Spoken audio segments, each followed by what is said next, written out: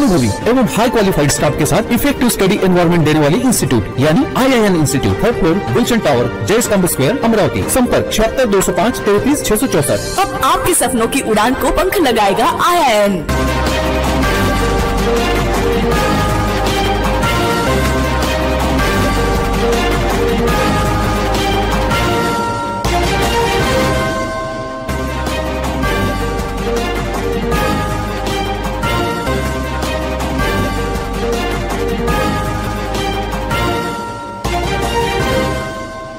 गणुवाडीत अपार्टमेंटमधील एका फ्लॅटमध्ये हुक्का पार्लर सुरू असल्याची माहिती मिळताच नागरिकांनी 15 ऑगस्टच्या रात्री 11 वाजताच्या सुमारास फ्लॅटकडे धाव घेऊन विरोध केला। अशात काही युवकांनी दहशत निर्माण करून स्थानिक नागरिकांची पिटाई करून पसार झालेत। राजापेठ पोलीस दाखल होऊन हुक्का पार्लर साहित्य जप्त करून कारवाई करण्यात आली। यावेळी नागरिकांनी DCP गणेश शिंदे यांच्याकडे कडक कारवाईची मागणी केली। शहरात पब सुरू असताना काही संघटना पक्ष पदाधिकाऱ्यांनी आक्षेप घेऊन पोलिसांनी दखल घेऊन पब बंद करण्यात आलेत। आता शहरातील गणुवाडीत एका अपार्टमेंटमधील फ्लॅटमध्ये अनेक युवक युवती हुक्का पार्लर सुरू करून हुक्काचा धुव्वा उडवीत असल्याची माहिती मिळताच स्थानिक नागरिकांनी निषेध केला। 15 ऑगस्टच्या रात्री 11 वाजताच्या सुमारास अपार्टमेंटकडे धाव घेतली। तेथून अनेकांनी पळ काढला। मात्र काही युवक पुन्हा परत येऊन त्यांनी दहशत निर्माण करून याचाच प्रतिकार केला असता युवकांनी एका इसमाची पिटाई केली। आमच्या एरियामध्ये हुक्का पार्लर अवैधरित्या चालते असं माहिती कळल्यामुळं आमच्या वस्तीतले सर्व लोक जमल्यानंतर काही तिथले लोक बाहेर आले आणि ते पळून गेले। पळून गेल्यानंतर परत ते आले 30 ते 40 लोक आणि त्यांनी मी उभा असल्यामुळं मला मारहाण केली आणि मला डोक्याला लागलाय, टोंगळ्याला लागलं, खांद्याला लागलेला आहे। मोबाईल माझा त्यांनी घेऊन पळाले, चष्मा पण घेऊन पळाले आणि आमचे सर्व वस्तीतले लोक हे सर्व दहशतमध्ये आहेत आणि त्यांच्यामुळे आमच्या सर्वांच्या जीविताला धोका निर्माण झाला आहे। म्हणून याच्यावर पोलिसांनी कारवाई करावी म्हणून आम्ही आता निवेदन दिले। महिलांना सुद्धा धमकावून पसार झालेत। यात नागरिकांनी तात्काळ राजापेठ पोलिसांना माहिती दिली असता पोलिसांनी धाव घेऊन हुक्का पार्लर साहित्य जप्त केलेत। त्याच दिवशी परिसरातील नागरिकांना सोबत घेऊन भाजपचे मंगेश खोंडेसह भीम आर्मी जिल्हाध्यक्ष रितेश तेलमोरे यांनी थेट राजापेठ पोलीस स्टेशन गाठून DCP गणेश शिंदे यांच्याकडे कडक कारवाईची मागणी केली आहे। आणि तिथे काही मुलं असं पोलिसांनी या तिथल्या परिसरातील सर्व लोकांनी त्यांना पकडून तिथे थांबवून ठेवलं, पण ते तेव्हा पळून गेले। पण नंतर पोलिसांनी कारवाई करून ते सगळं साहित्य, हुक्का पार्लर, दारूच्या बॉटल्स, बिअरच्या बॉटल्स आणि त्या संबंधितला सर्व कचरा हा असं जमा केला। त्या संबंधित आज शिंदे साहेब जे DCP आहे ते या राजापेठ पोलीस स्टेशनला आले असता आज त्यांनी आम्हाला बोलावलं होतं। तर परिसरातील सर्व नागरिक माझ्यासह आम्ही इथे आलो। आमच्या समस्या त्यांच्याकडे ठेवल्या की जेणेकरून ही भयभीत जी जनता आहे हे तिथले रहिवासी आहे यांच्यावर यानंतर कुठल्याही प्रकारचा असा जीव घेणा हमला किंवा वार झाला नाही पाहिजे अशी त्यांना विनंती केली आणि त्यांना कडक शासन व्हावं असं त्यांना आज आम्ही शिंदे साहेबांना सांगितलं। यावर त्यांनी आश्वासन दिलं की आम्ही कठोरात कारवाई करून त्यांना आज रात्रीपासून तिथे पोलीस बंदोबस्त लावून एक 3-4 दिवसाचा पोलीस बंद लावू आणि एक नेहमीसाठी तिथे आम्ही छोटी चौकी उभारू जोपर्यंत हे प्रकरण पूर्ण सॉल्व्ह होत नाही। त्यासाठी शिंदे साहेबांचं सहकार्य मिळालं। या सर्व कॉलनीतील परिसरातील नागरिकांतर्फे आम्ही आपल्या माध्यमातून विनंती करतो की होणाऱ्या अमरावतीमध्ये वेगवेगळ्या प्रकारचे असे जे व्यवसाय याच्यावर कुठेतरी बंधन आलं पाहिजे, याच्यावर लगाम लागली पाहिजे। हुक्का बार चालू असताना काही नागरिक तिथे जमा झाले व विचारणा केली का बा वर काय चालू आहे म्हणून। तर वरून दोघं तिघं झाले आणि त्यांनी म्हटलं का वर हुक्का बारचं जे एक हे आहे यांना पण माहिती ना मला पण माहिती नाही हुक्का बार काय असते म्हणून।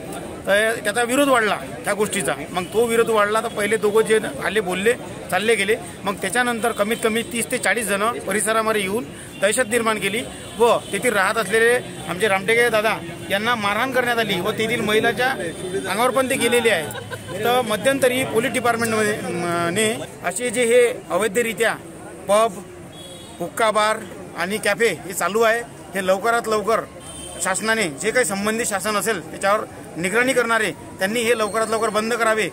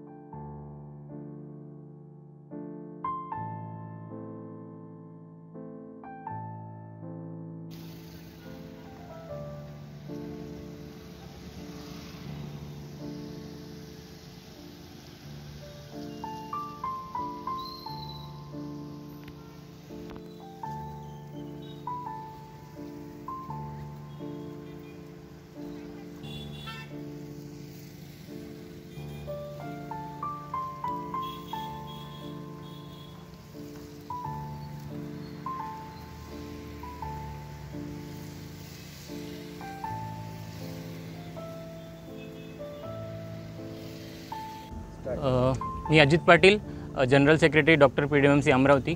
आणि आज जो आम्ही हा शांतता मोर्चा याला म्हणता येईल हा जो काढला आहे, हा मुख्यतः याच्यासाठी काढला आहे की माझ्या बहिणींचं म्हणजे ज्या काही माझ्या डॉक्टर बहिणी होत आहेत त्यांच्या ड्युटीच्या ठिकाणी त्यांची सुरक्षेवर प्रश्न उभा राहिलेला आहे.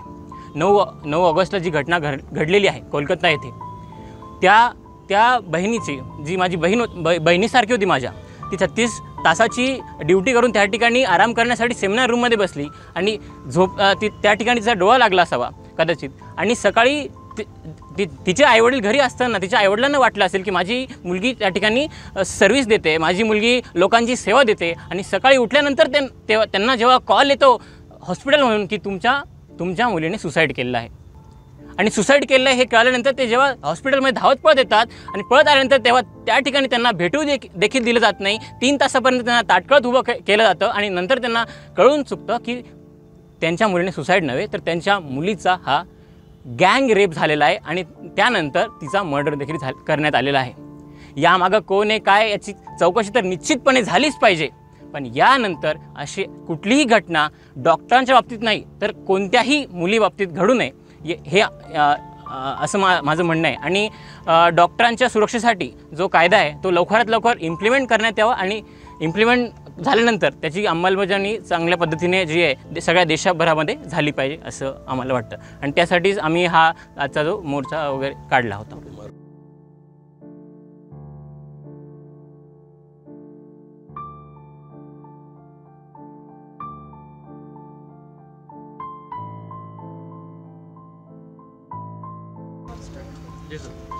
मी doctor Basant Lunge, central working committee member, Indian Medical Association, headquarter New Delhi.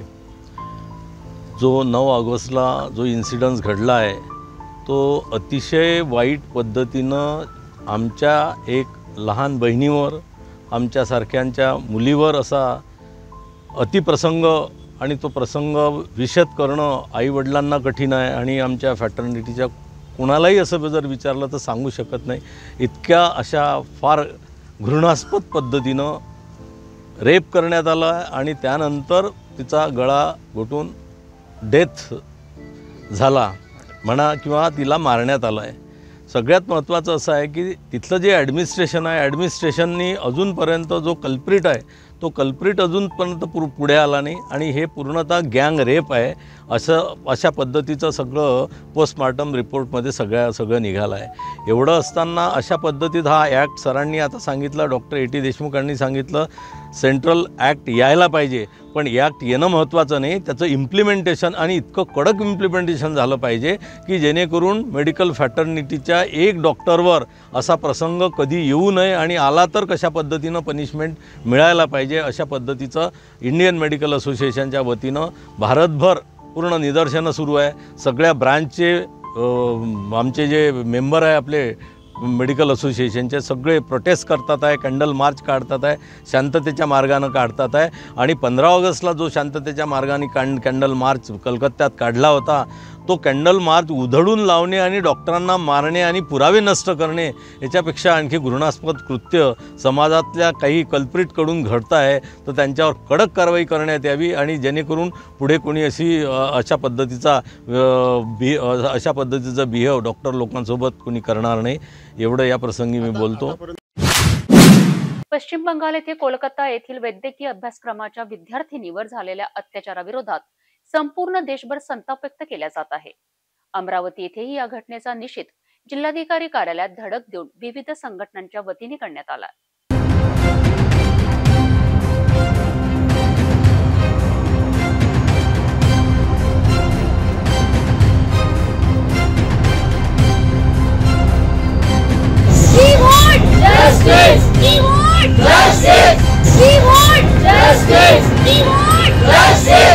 पश्चिम बंगालमध्ये कोलकाता येथील वैद्यकीय अभ्यासक्रमाच्या विद्यार्थिनीवर झालेल्या अत्याचाराविरोधात संपूर्ण देशभर संताप व्यक्त केला जात आहे. 16 ऑगस्ट रोजी अमरावती जिल्हाधिकारी कार्यालय परिसरात या घटनेचा निषेध करण्यात आलाय. यावेळी डॉक्टर राजेंद्र गोडे वैद्यकीय महाविद्यालय, नर्सिंग महाविद्यालय, Indian Medical association, rotary club, pharmacist association, रक्तदान समिती यांच्यासह वैद्यकीय क्षेत्राशी निगडित अनेक संघटनांच्या शेकडो पदाधिकाऱ्यांनी जिल्हाधिकारी कार्यालयात धडक देत निषेध नोंदविला आहे. कोलकाता येथील महिला डॉक्टरवर झालेल्या अत्याचार प्रकरणी दोषींवर कठोर कारवाई करण्याची मागणी म्हणून सर्व डॉक्टरांसह नर्सेसनी हाताला लाल निशाण दाखवित आपल्या भावना व्यक्त केल्यात.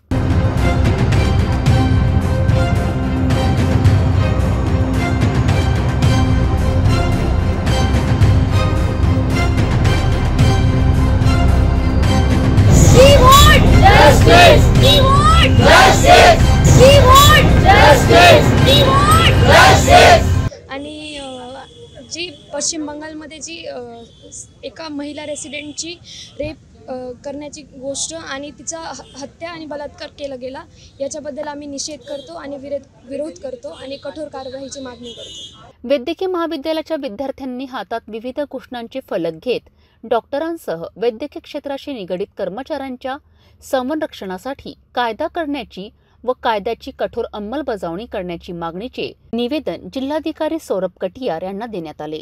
पश्चिम बंगाल इथे एका रेसिडेंट डॉक्टरवर बलात्कार करण्यात आला व मर्डर करण्यात आला. तर ही अतिशय निंदनीय गोष्ट आहे आणि या गोष्टीचा आम्ही विरोध करतो.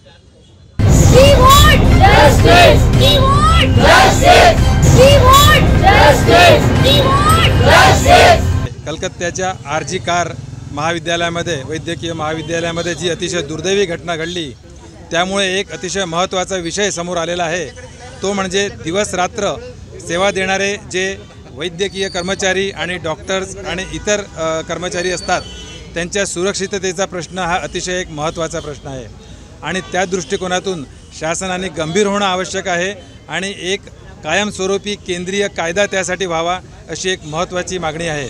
आणि त्यासाठी इंडियन मेडिकल असोसिएशनद्वारे पूर्ण देशभर आणि राज्यभर सुद्धा प्रदर्शन करण्यात येत आहे. या संदर्भातून एक संवेदना प्रकट करण्यासाठी एक कुठल्याही प्रकारच्या घोषणा न देता एक आमच्या भावना व्यक्त करण्यासाठी अमरावती येथील डॉक्टर राजेंद्र गोडे वैद्यकीय महाविद्यालयाचे विद्यार्थी त्याचप्रमाणे इंडियन मेडिकल असोसिएशनचे सदस्य आज इथे येऊन माननीय जिल्हाधिकारी महोदयांना आम्ही इथे निवेदन देत आहोत आणि आमचं म्हणणं त्यांच्यासमोर इथे मांडत आहोत. अजित पवारांची भविष्याची योजना काय? मला याबद्दल काहीही कल्पना नाही. मला माझ्या पक्षातील लोकांबद्दल विचारा, मी सगळं सांगतो, असं बोलून पालकमंत्री चंद्रकांत पाटील यांनी पत्रकारांना उत्तर देताना एकच हास्य पिकवला. बच्चू कडूंबद्दल प्रश्न विचारला असता बच्चू कडू हे अजित पवारांपेक्षा जास्त स्वयंभू असल्याचं मत पालकमंत्री यांनी स्पष्ट केलं. अजितदादांनी आता स्टेटमेंट दिले की बारामतीमधून जय पवारला उमेदवारी द्यायची का नाही हे पार्लमेंट बोर्ड ठरवेल, परंतु मी 7-8 वेळा निवडणूक लढलो त्याच्यामुळे आता मला निवडणूक लढण्यात रस नाहीये. याचा अर्थ आता नेमकं काय सांगायचं? आता बऱ्याच गोष्टी तुमच्याकडून मला कळतात, तसं आत्ताच कळलं. इतकं काही रेग्युलर मी बातम्या पाहत नाही. एक आणि दुसरं म्हणजे अजित पवारांचं फ्युचर प्लॅनिंग काय आहे ते काही मला माहित नाही. माझ्या पार्टीतल्या कोणाबद्दल विचार मी तुम्हाला सांगू शकेन. अजितदादासारख्या नेत्यांनी असं निवडणुकीच्या काळात नेमकं काय मला म्हणलं माहित नाही त्यांच्या डोक्यात काय आहे, त्यांची योजना काय आहे. 2 महिन्यानंतर होणाऱ्या विधानसभेच्या निवडणुकीची खूप तयारी ते करतायत. त्यांच्या यात्रा सुरू आहेत, गावोगाव ते लोकांशी संवाद साधतायत.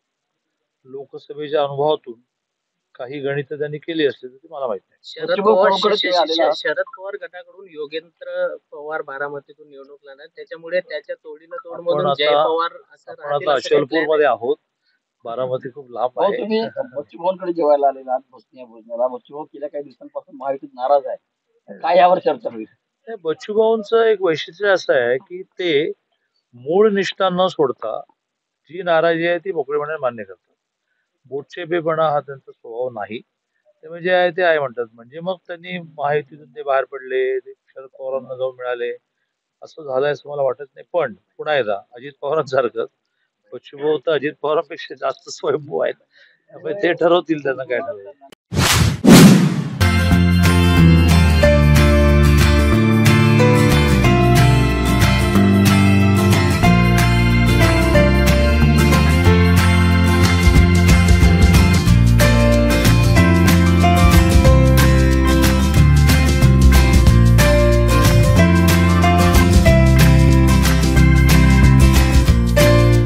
संपूर्ण लग्न बसता आराधना जवाहर रोड अमरावती।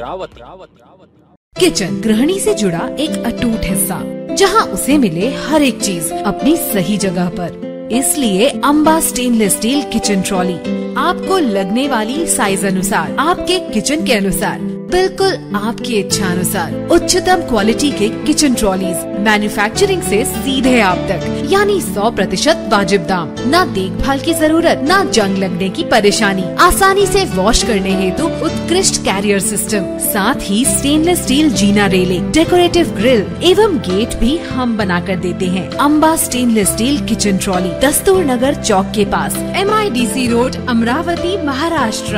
बांगलादेशमध्ये हिंदूंवर होणाऱ्या अत्याचाराविरोधात परतवाडा येथे बंद पुकारण्यात आले होते। विश्व हिंदू परिषद, बजरंग दल यांनी भव्य मोर्चा काढत उपविभागीय अधिकारी कार्यालय अचलपूर येथे बांगलादेशच्या विरोधात घोषणा देऊन या घटनेचा निषेध केलाय। यावेळी बजरंग दल, विश्व हिंदू परिषदेचे पदाधिकारी मोठ्या संख्येने उपस्थित होते। परतवाडा येथील उपविभागीय अधिकारी कार्यालय येथे एक विशाल मोर्चा इथे आलेला आहे। बांगलादेशमध्ये जे हिंदूवादी आणि हिंदुत्व समाजावर जो अत्याचार झालेला आहे याच्या विरोधामध्ये इथे निवेदन देण्यासाठी हजर झालेले। एकूणच जाणून घेऊया यांच्या काय मागण्या आहेत आणि काय यांच्या प्रतिक्रिया आहेत। मागच्या हप्त्यात बांगलादेशमध्ये ज्या पद्धतीनं हिंदूंची सरसा कत्तल झाली आणि हिंदूंची घरं जाळण्यात आली, त्यावेळी वास्तविक पाहता एकाही हिंदूचं तिथं कोणताही दोष नव्हता। तिथं तख्ता पलट झाला आणि दुसऱ्या पक्षाची सरकार तिथं स्थापन झाली। परंतु तेथील जे कट्टरपंथी लोक आहेत त्यांनी हिंदूंना टार्गेट करून जवळपास 400 हिंदूंची घरं एका दिवसात जाळण्यात आली। अनेक हिंदूंवर अत्याचार करण्यात आले, महिलांवर अत्याचार करण्यात आले। आज भारतातील हिंदूंना जागृत होण्याची आवश्यकता आहे। त्याचप्रमाणे सरकारला माझं एक विनंती आहे आजच्या विश्व हिंदू परिषद बजरंग दलच्या निवेदनाच्या माध्यमातून, की भारताने एक ठोस भूमिका घेऊन भारताच्या सरकारने ज्या पद्धतीने इस्रायल आपल्या देशातील कुठेही नागरिक असो किंवा तो यहुदी असला, जर त्याच्यावर त्या देशात अन्याय झाला तर तो अन्याय हा इस्रायलवर धरला जातो। अशा धर्तीवरचे कायदे भारतात तयार करून भारताचा जो हिंदू नागरिक कोणत्याही देशात राहत असेल आणि त्यावर तिथं अत्याचार होत असेल तर भारताने सुद्धा त्या पद्धतीनं सैनिकी कारवाई करणं अनिवार्य आहे। आज बांगलादेशवर सैनिकी कारवाई करणं अनिवार्य आहे, कारण आज आपल्या जे बॉर्डर आहे बांगलादेश भारताची त्यावर करोडो हिंदू तिथे भारतात यायला तयार आहेत, परंतु त्यांना येऊ देण्यात येत नाही। अशा परिस्थितीत आज हिंदूंना, इथच्या भारतातल्या हिंदूंना जागृत होणं आवश्यक आहे। सरकारने जे इथं जे बाहेरचे जे रोहिंग्या आहेत, बांगलादेशी आहे, यांना बाहेर काढावं आणि तिथले जे पीडित हिंदू आहेत त्यांना या देशात आणावं। मित्रो, आजच्या या निवेदनाच्या माध्यमातून एक सांगू इच्छितो की ज्या बांगलादेशमध्ये स्वातंत्र्य झाला बांगलादेश त्यावेळी 40% हिंदू होते, आज 8% आहे। ज्या पाकिस्तानमध्ये 20% हिंदू ज्यावेळी पाकिस्तान स्वतंत्र झाला त्यावेळी होते, आज 1% आहे। ही परिस्थिती भारतावर येऊ शकते। मी इथल्या सेक्युलर हिंदूंना आजच्या या निवेदनातून एक म्हणजे आवाहन करतो की आजही जर सुधारले नाही तर बांगलादेशपेक्षा बिकट परिस्थिती या भारताची होईल। धन्यवाद। जय श्रीराम। गेल्या 8-10 दिवसापूर्वी बांगलादेशात त्यांच्या अंतर्गत प्रश्नांवरून तिथल्या पंतप्रधानाला ती गादी सोडावी लागली आणि आता दुसरं सरकार स्थापन झालं।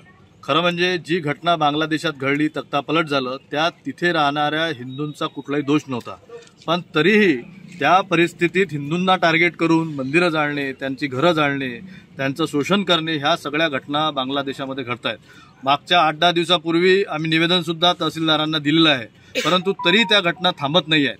म्हणून आमची आजच्या या बजरंग दल आणि विश्व हिंदू परिषदेच्या माध्यमातून निघालेल्या या मोर्चाच्या माध्यमातून केंद्र सरकारला विनंती आहे की आम्ही वसुधैव कुटुंबकम म्हणजे सगळ्या जगाला आम्ही परिवार मानतो, पण आमच्याच परिवारातले हिंदू जर असे प्रताडित केल्या जात असतील, त्यांचं शोषण होत असेल, त्यांची घरं जाळल्या जात असतील, तिथल्या त्या देशांमध्ये हिंदूंची मंदिरं तोडल्या जात असतील तर यावर सैनिकी कारवाई झाली पाहिजे आणि या संदर्भातले कठोर कायदे भारतात झाले पाहिजे, जेणेकरून या देशातलाच नव्हे तर कुठल्याही देशातला हिंदू जर कुठे त्रासात असेल, त्याच्यावर अन्याय अत्याचार होत असतील तर त्याच्या संदर्भात ठोस भूमिका केंद्र सरकारने घेतली पाहिजे। आज बांगलादेशमध्ये अल्पसंख्याक हिंदूंवर जे काही अत्याचार झाले, त्यांची प्रतिष्ठानं जाळल्या गेली, त्यांची घरं जाळल्या गेली, एवढंच नाही तर धार्मिक स्थळंसुद्धा जाळल्या गेली। आरक्षणाचं आव आणून सरकारवर दबाव टाकून आरक्षणाचा मुद्दा त्यांनी समोर केला आणि जमात-ए-इस्लाम या कट्टरपंथी इस्लाम संघटनेने पूर्ण हिंदूंना वेठीस धरून सरकार तिथलं पालथं केलं। तिथली पंतप्रधान त्या देशातून निघून गेली पण तिथला हिंदू अल्पसंख्याक हा त्यांनी टार्गेट केला. प्रत्येक हिंदूंच्या घरावर त्यांनी वेचून निवडक हिंदूंना पकडून त्यांच्या हत्या केल्यात. अशा प्रकारे त्या बांगलादेशमध्ये ज्या हिंदूंवर अत्याचार झालेत त्यांच्या विरोधात आम्ही सरकारला आमची चिंता, आमच्या व्यथित भावना समजून देण्यासाठी, आमच्या भावना त्यांच्यापर्यंत पोहोचवण्यासाठी उपविभागीय अधिकारी यांच्यामार्फत आम्ही आज हे निवेदन देण्यासाठी इथं एकत्र आलेलो आहोत. त्या अनुषंगानं आम्हाला एक परतोळा आणि अचलपूर नगरामध्ये सेक्युलर हिंदू जो हिंदू आहे, आम्हाला सकल हिंदू या नावाने आम्ही या मोर्चा काढायला पाहिजे होता. बजरंग दलच्या नावाने काढायला नव्हता पाहिजे. संघटनेचं नाव देऊ नका. हे जे सेक्युलर विचाराचे जे हिंदू आहेत हे या देशाला घातक आहे. मित्रहो, राम जन्मभूमीच्या आंदोलनामध्ये 75 सकल हिंदूंनी संघर्ष केला. 75 वेळा आपल्याला अपयश मिळालं. पण जेव्हा विश्व हिंदू परिषद आणि बजरंग दलच्या बॅनरवर ते आंदोलन हाती घेण्यात आलं तर आपण 450 वर्षाचा देशाला लागलेला धब्बा या विश्व हिंदू परिषदेच्या संघटनेच्या माध्यमातून आपण तो मुक्त केला. मित्रो, आज भव्य मंदिर जे अयोध्येला निर्माण केलेलं आहे रामाचं, ते आपल्या संघटनेच्या भरोश्यावर केलेलं आहे. म्हणून हे आपलं जे बॅनर आहे, जे संघटनेचं नाव आहे, याच्यामध्ये शक्ती आहे, ताकद आहे. सकल हिंदू हा सेक्युलर हा हिंदू आहे, आपल्याला नको आहे. आज जे आपल्या या मोर्चामध्ये आपल्या निवेदन देताना जे हिंदू आपले हजर आहेत त्या हिंदूवर मला गर्व आहे. मला खूप मोठे लोक पाहिजे नाही, खूप संख्येने आपल्याला पाहिजे नाहीत. आपल्याला खरे कट्टर हिंदू पाहिजे आहेत. या देशाला तारणारे जे आहेत ते फक्त कट्टर हिंदू आहेत. मित्र हो, आज तुम्हाला माहिती आहे आपल्या या देशामध्ये 30% मुसलमान आहेत, 70% हिंदू आहेत, 70 पैकी 35% सेक्युलर हिंदू आहे. आज 30 आणि 35, आज 30% मुसलमान या 35% सेक्युलर हिंदूंच्या भरोश्यावर उड्या मारते आहेत. त्यांना अभय मिळत आहेत. प्रशासनाला इथं कोणतीही मदत केल्या जात नाही. कायदा सुव्यवस्था बिघडवण्याचं काम ते करतात आणि माझे 35% राहिलेले कट्टर हिंदू फक्त बघ्याची भूमिका घेतात.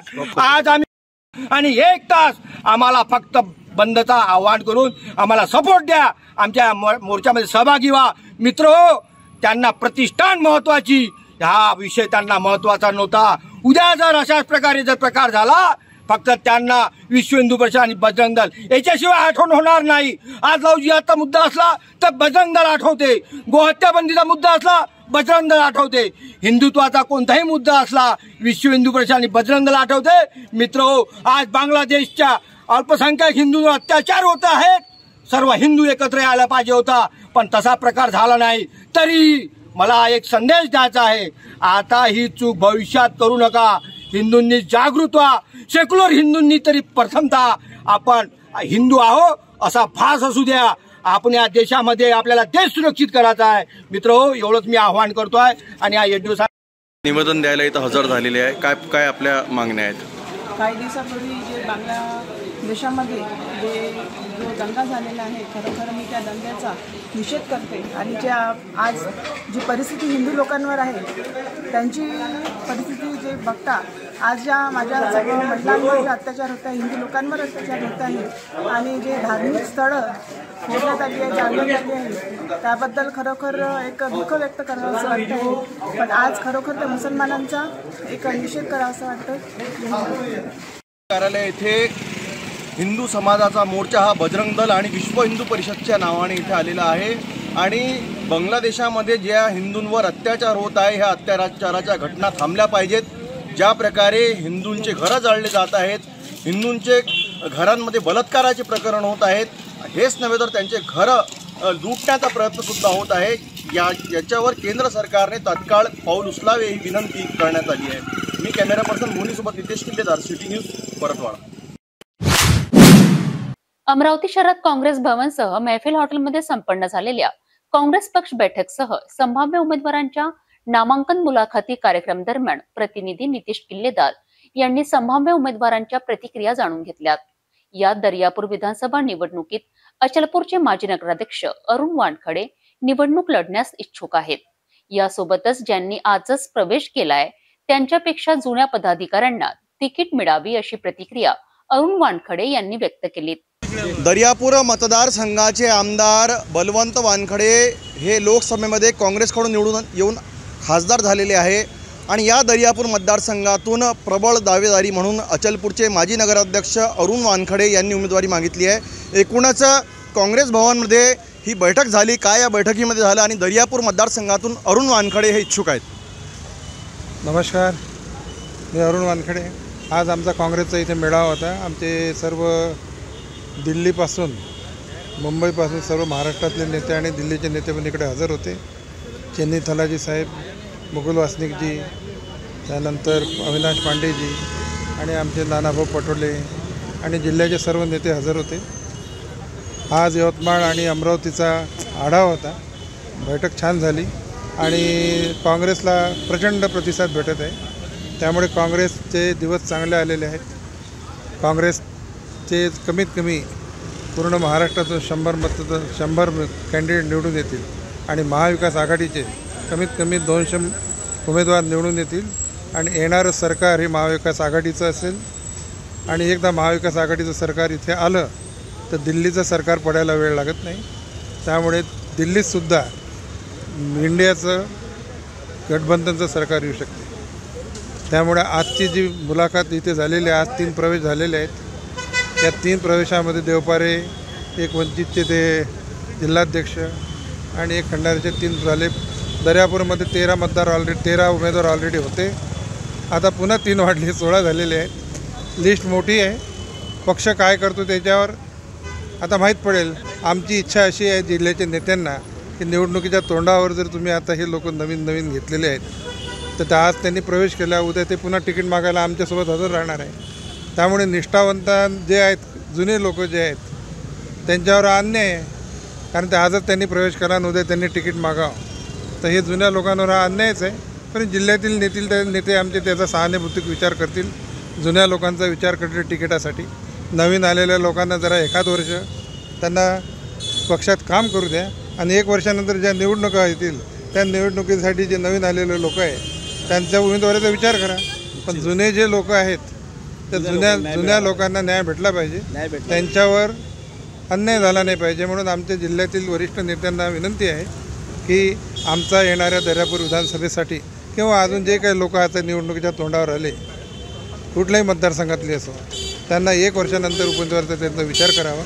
पहिले जुने जे निष्ठावंत आहे त्यांचा उमेदवारीसाठी विचार करावा। जुने कार्यकर्त्यांचा काँग्रेसने विचार करावा। भारतीय राष्ट्रीय काँग्रेसची महत्त्वपूर्ण बैठक ही काँग्रेस भवन अमरावती येथे आयोजित करण्यात आली होती आणि या बैठकीमध्ये विशेष म्हणजे महाविकास आघाडीमध्ये जे आहे काँग्रेसचे जे नेते आहेत त्याच्यामध्ये महाविकास आघाडीचे जे नेते आहे यामध्ये महाराष्ट्र काँग्रेस कमिटीचे अध्यक्ष नाना पटोले यामध्ये उपस्थित होते। विशेष म्हणजे मुकुल वासनिक, रमेश चैनीथल्ला आणि बाळासाहेब थोरात, विजय वट्टीवार आणि सतेज पाटील या बैठकीमध्ये उपस्थित होते।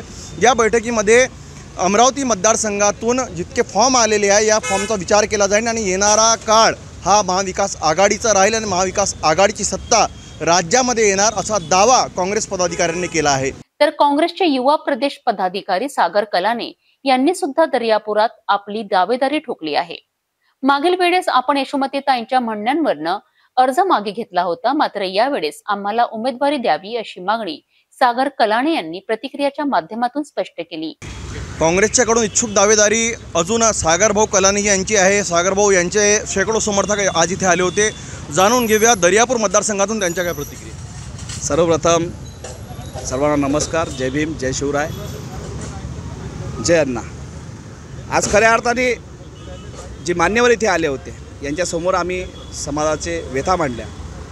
प्रत्येक समाजातील घटक यांना न्याय मिळाला पाहिजे आणि हे राहुल गांधीचं एक वाक्य आहे, जो शेवटच्या घटकापर्यंत आहे त्या शेवटच्या पंक्तीत असणाऱ्या समाजाला न्याय मिळाला पाहिजे। प्रत्येक समाजाची जनगणना झाली पाहिजे। मी काँग्रेस पक्षामध्ये गेल्या 18 वर्षापासून सातत्याने काम करतो। आपल्यासमोर आता अरुणजी वानखडे बोलले, माजी नगराध्यक्ष अचलपूर। खऱ्या अर्थाने व्यक्तिमत्व फार चांगलं आहे, परंतु आम्ही जे गेल्या सातत्याने काँग्रेस पक्षामध्ये काम करत आहोत आणि तळमळीने काम करतो। 2019मध्ये माझी एक मागणी होती की दर्यापूर विधानसभा मिळावी, त्यासाठी मी फॉर्मसुद्धा भरला। सन्मान्य जिल्ह्याच्या पालकमंत्री यशोमतीताई ठाकूर यांचा माझ्यावरती फार मोठा आशीर्वाद आहे। त्यांच्या आशीर्वादाने आज मी महाराष्ट्र प्रदेशचा महासचिव आहे। या मायमाऊलीमुळे मी गेल्या 2019चा फॉर्म मागे घेतला आणि त्यांनी दिलेले शब्द माझ्या आजही कानात आहे की सागर, आपलं वय सध्या कमी आहे, येणाऱ्या काळात निश्चितच आम्ही तुम्हाला न्याय देऊ. गेल्या सातत्याने 64 वर्षापासून मातंग समाजाच्या व्यथा मी आज या सन्मान्य चेन्नीथल्ला साहेब, नानाजी पटोले, बाळासाहेब थोरात आणि विजय वडेट्टीवार यांच्यासमोर मातंग समाजाच्या व्यथा मांडल्या की 64 वर्षापासून काही अद्यापपर्यंत आम्हाला मिळालं नाही. मी एक सामान्य कार्यकर्ता म्हणून सातत्याने पक्षासाठी दिवस रात्र झटत आहे. कोरोना काळामध्ये सातत्यानं काम केलं, परंतु आज जर आपण आम्हाला न्याय दिला तर हा समाज पारंपरिक मतदार आहे. येणाऱ्या काळात काँग्रेस पक्षाला निश्चितच चांगल्या मताने आणि भरगच्च मताने निवडून आणे. जशा पद्धतीने बळवंतभाऊ वानखेडेंना आम्ही साथ दिली या लोकसभेमध्ये, त्याच पद्धतीने संपूर्ण महाराष्ट्रात हे महाविकास आघाडीची सरकार होईल. उद्धव ठाकरे साहेब असो, आमचे नानाभाऊ पटोले असो की शरद पवार साहेब असो, या संपूर्ण मुख्य नेतृत्वाच्या पाठीशी आमचा पूर्ण समाज राहील. धन्यवाद. आगामी दिवसात होणाऱ्या विधानसभा निवडणुकांकरिता निवडणूक आयोग वतीने ॲडव्होकेट बाळासाहेब आंबेडकर यांच्या वंचित बहुजन आघाडीला गॅस सिलेंडर हे चिन्ह वाटप केलं आहे. तर आमदार बच्चू कडू यांच्या प्रहार जनशक्ती पक्षाला बॅट चिन्ह दिलं आहे. यासोबतच भारत आदिवासी पार्टीला हॉकी आणि बॉल या चिन्हाचं वाटप केलं आहे. त्यामुळे आता होणाऱ्या विधानसभा निवडणुकीत तीनही पक्षांना आता आपापल्या उमेदवारांना निवडून आणण्यासाठी या चिन्हाचा वापर करावा लागणार आहे.